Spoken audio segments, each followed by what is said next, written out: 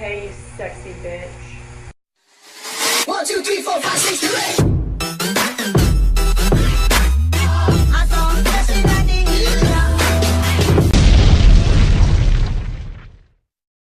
Get out. Get out. Get out. Get out. New film that is brought to you by one half of the comedy duo Key and Peele, Jordan Peele. It is a dark comedy and a horror film that currently has a 99% on Rotten Tomatoes. It once had a 100%, but now it has a 99, which means somewhere out there, there's that one critic who's like, yeah, I don't like this movie. So I can imagine that if the film has a 99%, it must be pretty damn good. So the movie focuses on a cute and young interracial couple. Chris, played by Daniel Kaluuya, you may know him from the movie Johnny English Reborn and Sicario, and his girlfriend Rose, played by Allison Williams. She was in Peter Pan Live, that was on TV not that long ago. So they are, they reached a milestone in their relationship, and every guy has been this guy. They have to meet the girl's parents, and here's the thing, Rose has not told her parents that Chris is African American.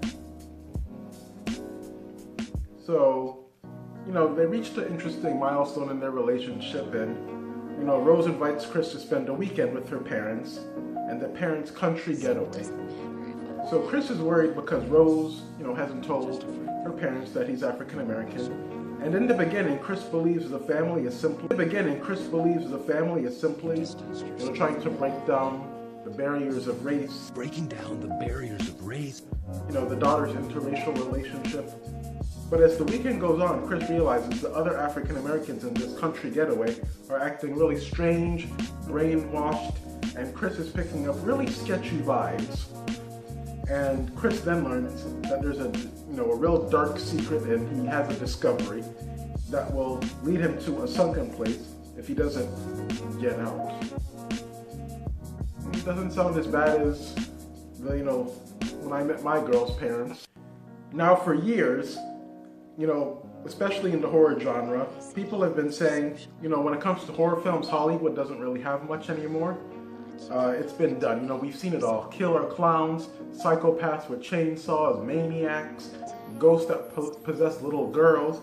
What can you do that's new and refreshing in this horror genre? So somewhere out there, I do believe there's a producer who said to himself, what haven't we done? Light bulb. I know. We can do a movie that discusses what some black people are afraid of.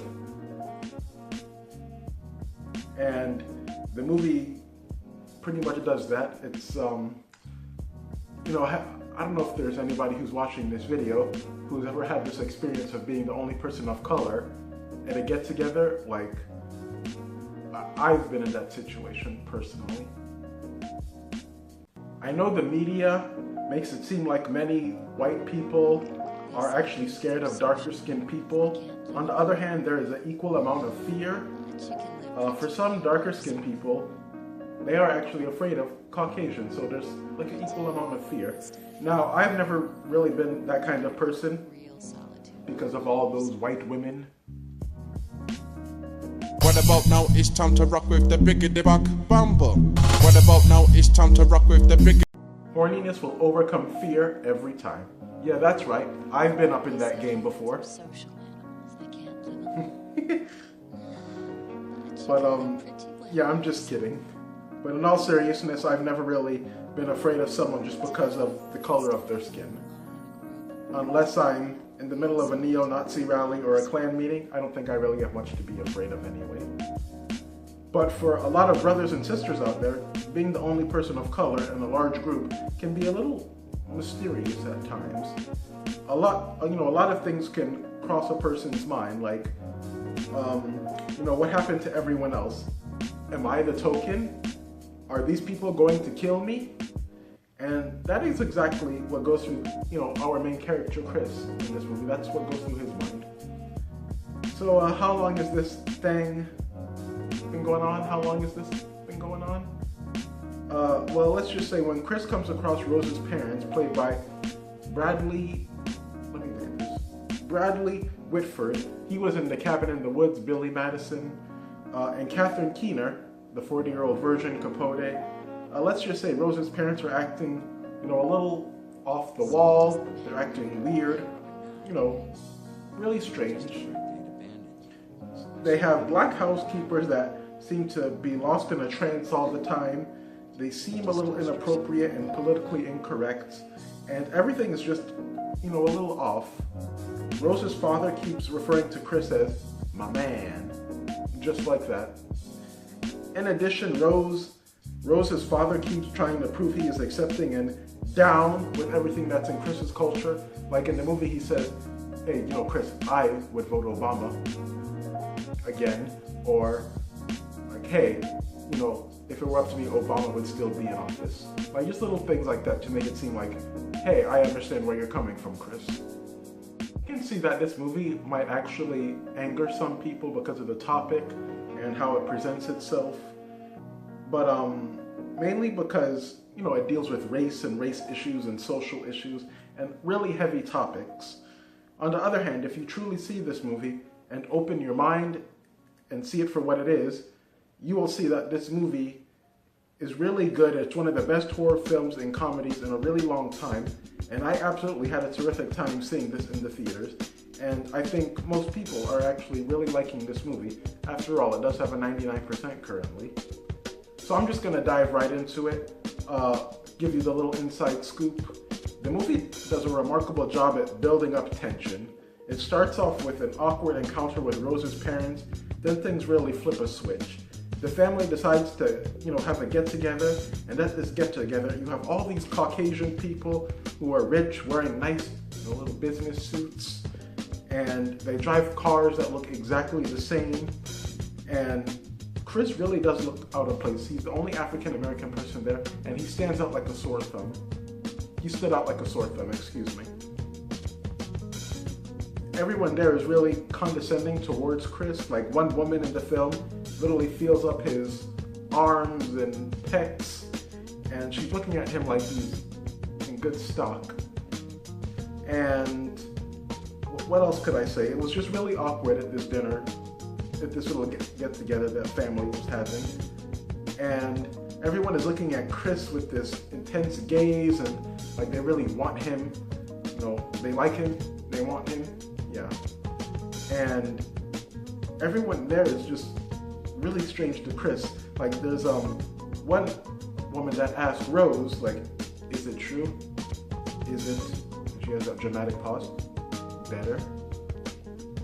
And I know that may seem like an older woman just fantasizing about him. On the other hand, it is everyone that is looking at Chris and treating him really in an awkward manner. Also at this point on in the film, Chris comes across another African-American male named Andre Logan Hayworth, played by LaKeith Stanfield. He was in TV's Atlanta, Snowden, and he's a man who's coming up on the rise. I actually would love to see him in, more films and getting out there. I think he has a lot of talent.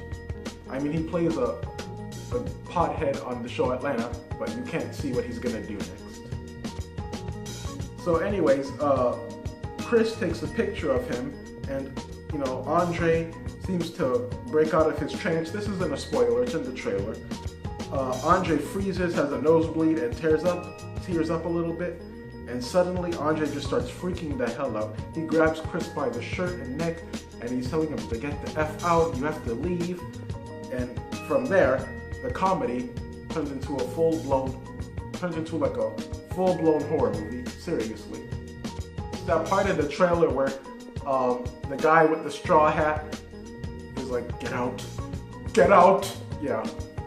And then from that point on, the movie is bloody, it's violent, it's scary, has social commentary, and it all works so beautifully.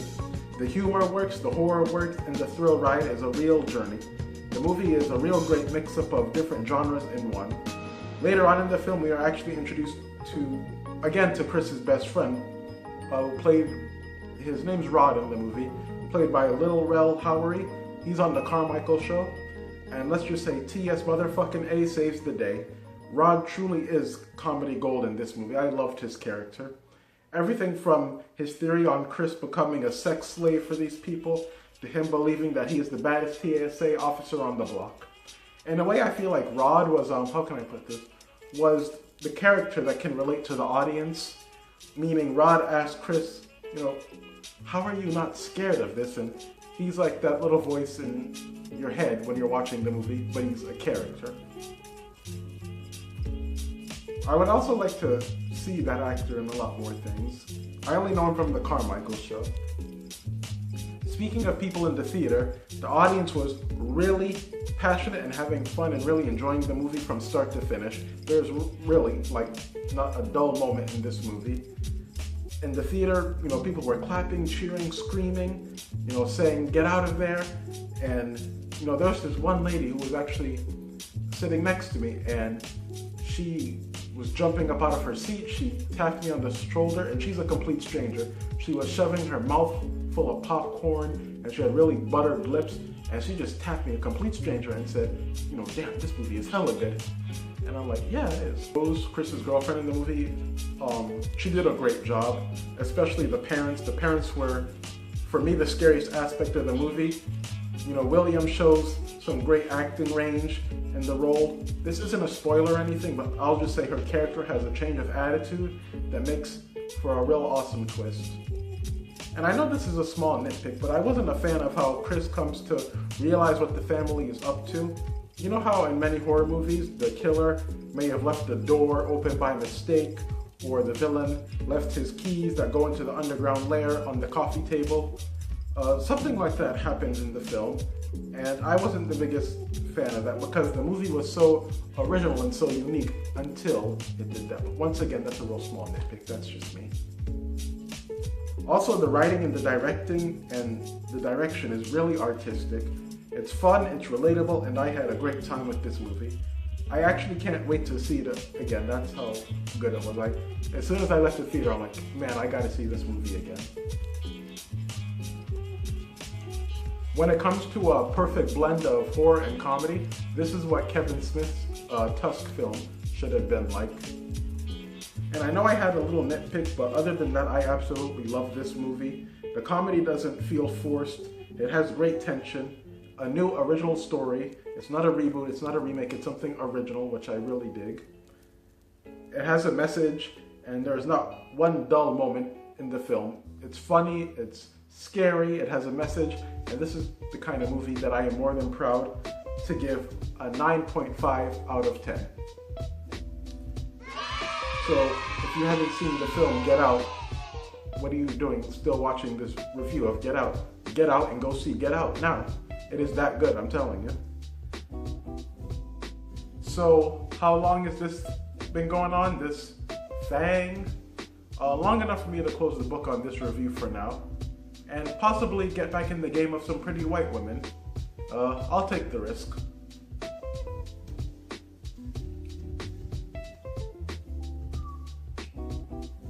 Yeah. Wait, what's going on? Too many white women right now. Geez, this is too much right now for one man to handle. Please, take it easy. Whoa! Whew.